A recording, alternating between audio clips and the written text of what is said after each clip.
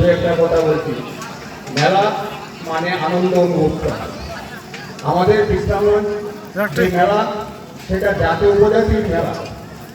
আমরা সবসময় দেখে থাকি বিশ্রামগঞ্জের মেলা শুধু নয়, যে কোনো খেলা তোলা থেকে আরম্ভ করে সব বিষয়ে আমরা জাতীয় উপজাতি যেভাবে আনন্দ অনুভব করি, সেটা অন্যান্য জায়গার থেকে একটু ভিন্ন।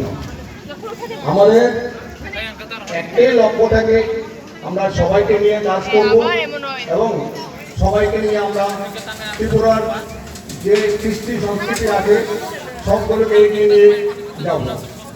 তাই আমি মেলা কমিটিকে সাহায্য করার জন্য এই এলাকার জাতীয় উপজাতি সকল অংশের মানুষকে এ কথাই বলবো যে এই মেলাটা যাতে সুন্দরভাবে হয়, বিশ্রামগঞ্জের নামটা যাতে সারা ত্রিপুরাতে সুদৃঢ় হয়। এই মেলাতে আপনারা আমাদেরকে সাহায্য